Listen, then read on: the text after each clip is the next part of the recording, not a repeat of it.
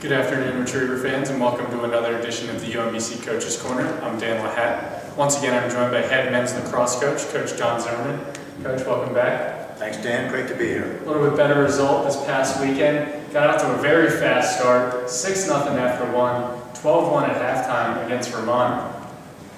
Was it something said in the locker room, or just a prevailing feeling from that Hartford game to wash that out of their mouth? What happened for your team?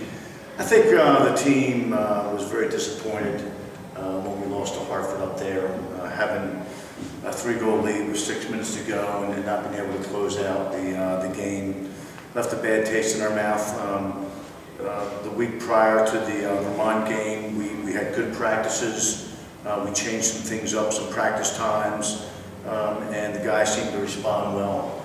And you could see in their eyes when the guys showed up for the Vermont game on Saturday, they were focused, they were excited about playing, and just took charge right from the start.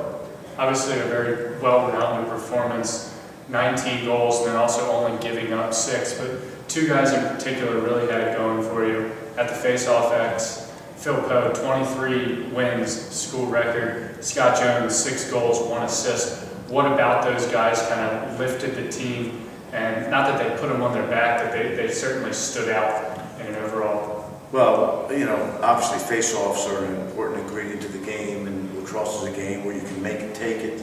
And Phil was getting us the ball, and he was getting it cleanly. Wings did a good job of boxing their opponents out, boxing their men out, and Phil was able to come in and get the ball. And it just allowed us to keep the pressure on the Vermont defense. Scott having the 6 goals, I thought he was at his best on Saturday. He was quick.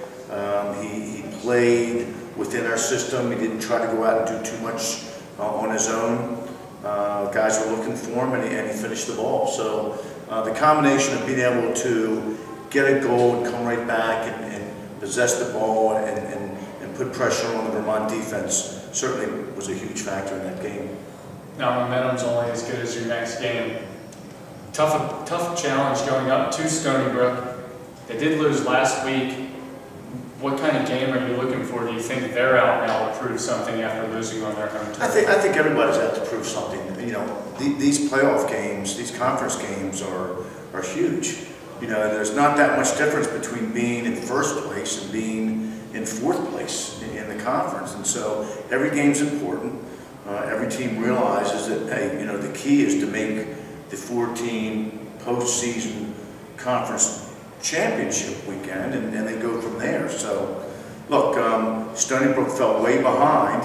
They scored 9 goals in a row to take it into overtime. That says a lot about that team. They're well coached. They're playing up there on Long Island. It's tough. They play well at home. We have a work cut out for us. Well, good luck this weekend. But thanks, Dan. Once again, the Retrievers back in action this weekend, heading up to Long Island to take on the Stony Brook Seawolves. First face-off is set for 4 p.m. at LaVale Stadium at Stony Brook. For the Coach's Corner, I'm Dan LaHatte.